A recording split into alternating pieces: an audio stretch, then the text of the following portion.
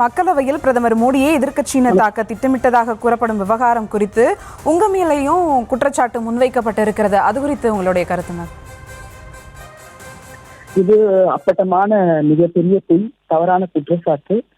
நாடாளுமன்ற உறுப்பினர் சொல்வது என்பது மக்களின் கோரிக்கையை கேட்பதற்கும் அவர்களின் குரலாக நாங்கள் ஒழிப்பதற்கு தான் நாங்கள் செல்கின்றோம். ஆனால் அவையில் நடந்தது என்னவென்றால், இந்திய தேசத்தின் எல்லையை சைனா ஆக்கிரமித்திருக்கிறது. குறிப்பாக கைலாஷ் மலை போன்ற இடங்களில், பல்வேறு இடங்களில் இன்றைக்கு சைனா இந்திய தேசத்தின் எல்லையை கபலீகரம் செய்திருக்கிறது. அவர்கள் ஆக்கிரமித்து அங்க பேஸ் அமைத்திருக்கிறார்கள் போது அவர் அனுமதி மறுக்கிறார்கள். அனுமதி மறுப்பது யாரு? இந்த தேசத்தின் பிரதம மந்திரி, இந்த தேசத்தின் ராணுவ அமைச்சர் ராஜ்நாத் சிங் அவர்கள், இந்த தேசத்தின் உள்துறை அமைச்சர் அமித்ஷா அவர்கள், பாஜக நாடாளுமன்ற உறுப்பினர்கள். உண்மையிலேயே சைனா இந்தியாவின் எல்லையை ஆக்கிரமிக்கவில்லை என்றால் நாடாளுமன்றத்தில் சொல்லிவிட்டு போகலாமே. எதற்கு ராகுல் காந்தி அவர்கள் கேள்வி எழுப்பும் போது அவர் கேள்வி எழுப்ப அனுமதிக்க மறுக்கிறார்கள், பதற்றம் அடைகிறார்கள்? அவர் அனுமதிக்கவில்லை. அந்த அடிப்படையில் நாங்கள் எல்லாம் ஜனநாயகம் அளிப்பது நாடாளுமன்றத்தில் அத்தனை இந்தியா கூட்டணியை சார்ந்த நண்பர்கள், அத்தனை நாடாளுமன்ற உறுப்பினர்கள் குரல் எழுப்பினோம். அதன் பின்பாக அவை ஒத்திவைக்கப்பட்டு 2 மணிக்கு அவை கூடுகின்றது. ரிஷிகாந்த் துபே என்கின்ற ஒரு மோசமான நாடாளுமன்ற உறுப்பினர் அவையில் அசிங்கமான அருவருக்கத்தக்க வார்த்தைகளை பயன்படுத்தி நம்ம தேசத்தை கட்டமைத்த ஜவஹர்லால் நேரு அவர்களையும், இந்தியாவின் இரும்பு மங்கை, உலகத்திற்கு எடுத்துக்காட்டாக இருந்து திகழ்ந்த ஒரு பெண் பிரதம மந்திரி இந்திரா காந்தி அவர்களை கூசுகிறது சொல்வதற்கு அப்படிப்பட்ட வார்த்தைகளால் பேசினார். அதை சபாநாயகர் அனுமதித்தார். இது இந்திய தேசத்தின் வெட்கக்கேடான விஷயம். இந்திய தேசத்தின் பிரதம மந்திரிகளை ஒரு அவமரியாதை என சொல்ல கூசுகின்ற வார்த்தைகளால் பேசுகிறார். நான் ரொம்ப நாகரிகம் கருதி அந்த வார்த்தைகளை பயன்படுத்த வேண்டாம் ஊடகத்தில் என்று நினைக்கின்றேன். ஏனால் அவர்கள் நாகரிகமற்றவர்கள். அவர்கள் அந்த வார்த்தையை பயன்படுத்தினார். அதனால் அவரை சஸ்பெண்ட் செய்ய வேண்டும் என்றும் அவர் மீது நடவடிக்கை எடுக்க வேண்டும் என்றும் ஒட்டுமொத்த நாடாளுமன்ற உறுப்பினர்களும் ஸ்பீக்கரை சந்தித்து கேட்டோம். நாங்கள் அனைவரும் கோரிக்கை வைத்தோம். அவரும் ஏற்றுக்கொண்டார். நான் அரசாங்கத்திடம் கேட்டு சொல்லுகிறேன் என்றுதான் சொன்னார். எங்களிடம் நடவடிக்கை எடுக்கவும் அரசாங்கத்தை கேட்கிறேன் என்று சொன்னார். ஏற்றுக்கொண்டார். அவர் பேசியது தவறு என்று. ஏன்னா வாயில் சொல்ல முடியாத வார்த்தைகளால் அவர் பேசினார். நாடாளுமன்ற அவக்குறிப்பில் அது ஏற்றப்பட்டிருக்கிறது இப்போது.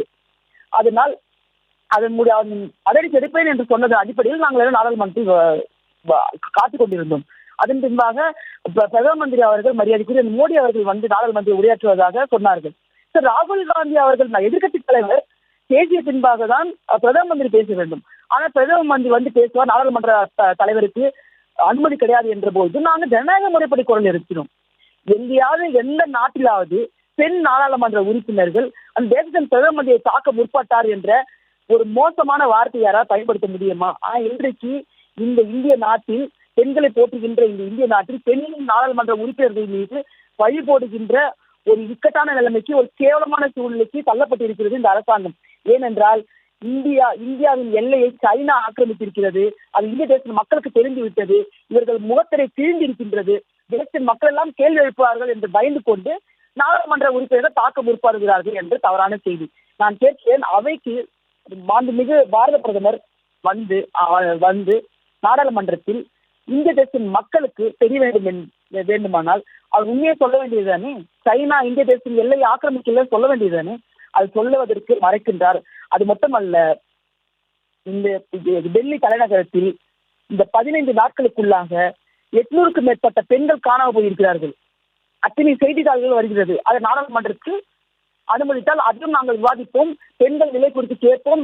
எப்படி இத்தனை 800 பெண்கள் காணாமல் போனார் என்ற செய்தியை கேட்போம் என்பதற்காக இது எல்லாம் திசை திருப்பும் விதமாக அவர்கள் இன்றைக்கு இது போன்ற பெண் நாடாளுமன்ற உறுப்பினர்கள் மீது பழியை சுமத்துகிறார்கள். நான் உங்களை மட்டுமே எங்களுடைய முன்னோர்கள் மகாத்மா காந்தி உட்பட அத்தனை இந்திய தேசத்தின் சுதந்திரத்துக்காக பாடுபட்ட அத்தனை சுதந்திர போராட்ட தியாகிகளின் குடும்பத்தை சார்ந்தவர்கள் நாங்கள், அத்தனை காங்கிரஸ் தொண்டர்களும். நாங்கள் எல்லாம் அகிம்சையை நம்புவர்கள். ஆனால் இந்திய வரலாற்றில் தொடர்ச்சியாக கலவரங்களையும் வன்முறைகளையும் ஏற்படுத்தி குளிர் காய்ந்தவர்கள் RSS இயக்கத்தை சார்ந்த, பிஜேபியை சார்ந்த நண்பர்கள். அவர்களுக்கு கலவரமும் ஜாதி ரீதியாக மத ரீதியான கலவரத்தை ஏற்படுத்தி நாட்டை பிளவுபடுத்தி அதில் கனவு கால்வி அதுல பவரை அனுபவிக்கின்ற இடத்தை கொண்டவர்கள் அவர்கள். ஆனா என்றைக்குமே அகிம்சையை நம்புகின்ற காங்கிரஸ் இயக்கத்தை சார்ந்த நாடாளுமன்ற உறுப்பினர்கள் நாங்கள் எப்பொழுதும் இந்த தேசத்தின் மக்களுக்காக அகிம்சை வழியில் போராடி கொண்டே இருப்போம். இந்த தேசத்தின் எல்லையை ஆக்கிரமிக்கும் யாராக இருந்தாலும் சரி, நாங்கள் தடுத்து நிறுத்துவோம். இணைப்பில் வந்து உங்க கருத்துக்களை பகிர்ந்து கொண்டமைக்கு நன்றி மேம்.